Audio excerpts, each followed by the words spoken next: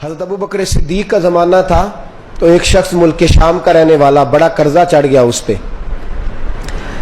تو وہ حضرت ابو بکر صدیق کے پاس آیا، کہنے لگا آپ امیر بھی ہیں اور امیر بھی ہیں، دونوں باتیں ہیں۔ ایک امیر یہ ہے کہ مسلمانوں کے سربراہ ہیں، اور دوسرا اللہ نے آپ کو مال و دولت بھی عطا فرمایا ہے، تو میرے اوپر قرضہ چڑھ گیا ہے تو مہربانی فرمائے۔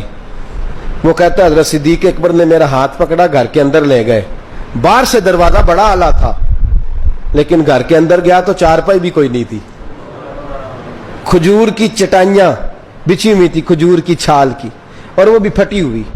فرماتے سیدنا صدیق اکبر نے بٹھا لیا مجھے اور مجھے کہنے لگے یار تجھے ایک عجیب بات نہ بتاؤں؟ کہ بتائیے۔ فرمانے لگے 3 دن ہو گئے میں نے اناج کا دانہ بھی نہیں کھایا، کھجور کے اوپر گزارا کر لیتا ہوں میں، آج کل حالات میرے ٹھیک نہیں ہیں۔ لگا جی پھر میں کیا کروں؟ تو آپ فرمانے لگے تو عثمان غنی کے پاس جا۔ کس کے پاس؟ شخص کہنے لگا جی مجھے تو بہت سارے پیسے چاہیے۔ تو آپ نے فرمایا تیری سوچ وہاں ختم ہوتی ہے جہاں سے عثمان کی سخاوت شروع ہوتی ہے، تیری سوچ وہاں تو جو سوچتا ہے نا اتنے ملیں گے، تیری ختم ہوتی ہے سوچ جہاں سے عثمان کی سخاوت شروع ہوتی ہے، تو جا۔ کہنے لگا جی آپ کا نام لوں؟ فرمایا ضرورت ہی نہیں پڑے گی۔ کہا جی میں ذکر کروں گا کہ مجھے امیر المومنین نے بھیجا ہے۔ فرمایا ضرورت ہے، صرف اتنا تو جا کے بتانا کہ میں مقروض ہوں اور رسول اللہ کا نوکر ہوں صلی اللہ علیہ، اتنا بتانا کہ مسلمان ہوں، مصطفیٰ کا غلام، بس، اور کسی اضافے کی ضرورت۔ کہا جی وہ دلیل مانگیں گے؟ فرمایا عثمان خیرات کرتے تفتیشیں نہیں کرتا، عثمان اللہ کی راہ میں دیتے ہوئے تفتیشیں 10 روپے دینا اور 100 بات سنانا فقیر کو، تک تو نہیں نا، 10 روپے اور 100 قسم کے تانے نہ دے تو میاں چشم پوشی کر جا۔ تجھے کس نے اجازت دی ہے ٹٹولنے کی، پھولنے کی اور کرودنے کی؟ یہ حال اگر تیرے ساتھ کیا جائے، رب اگر تجھے ٹٹول کے دے تو تیرا کیا بنے؟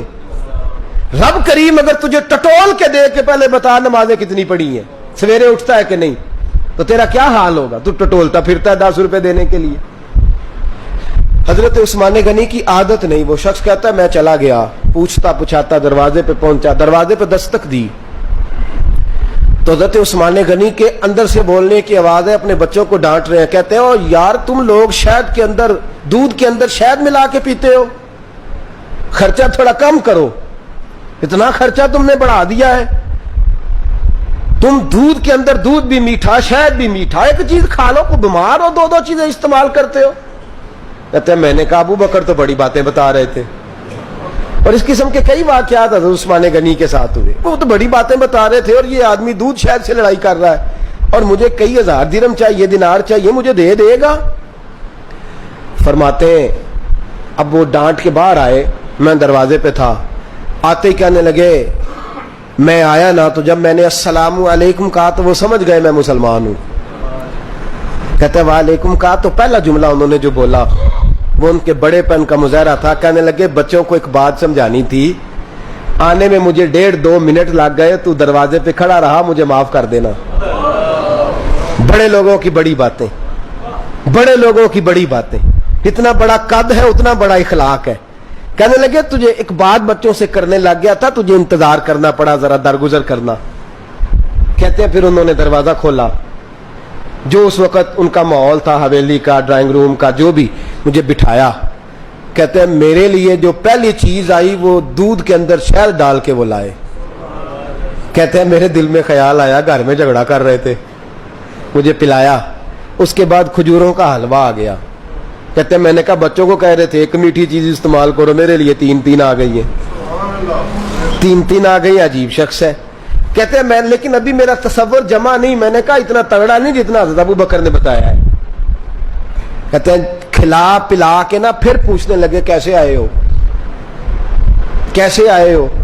تو کہتے ہیں میں نے کہا کہ جناب میں مجبور ہوں، آج بہت سارے لوگ ہیں نا جن کے پاس کسی کی بات سننے کا ٹائم ہی نہیں، کہتے موٹی موٹی بات کریں آخری۔ حضرت عثمان غنی پوری کھلا پلا کے کہنے لگے کیسے آنا ہوا؟ کہتے میں نے کہا جی میں مسلمان ہوں، ملک کے شام کے مضافات کے ایک گاؤں کا رہنے والا ہوں، کچھ کاروباری مشکلات آئیں تو میں مقروض ہو گیا, میرے اوپر قرضہ ہے, مجھے کچھ پیسوں کی حاجت ہے. فرمانے لگے میں نے کچھ پیسے کہا, انہوں نے ایک آواز دی تو ان کا غلام آیا ایک اونٹ کے اوپر لدا ہوا سامان لے کے. کس کے اوپر؟ اونٹ کے اوپر. کہتا ہے مجھے 3000 اشرفیوں کی ضرورت تھی, میں نے بتایا نہیں 3000 چاہیے. اونٹ آیا تو حضرت عثمان غنی کہنے لگے اس اونٹ پر تیرے لیے تیرے گھر والوں کے لیے میں نے کپڑے بھی رکھوا دیے, کھانا بھی رکھوا دیا اور 6000 اشرفیاں بھی رکھوا دیے. تو پیدل آیا ہے تو اب اونٹ لے کے جا. کہتے میں نے کہا حضور اونٹ واپس کون کرنے آئے گا؟ کہنے لگے واپس کرنے کے لیے دیا ہی نہیں تو تحفہ ہے, تو لے جا.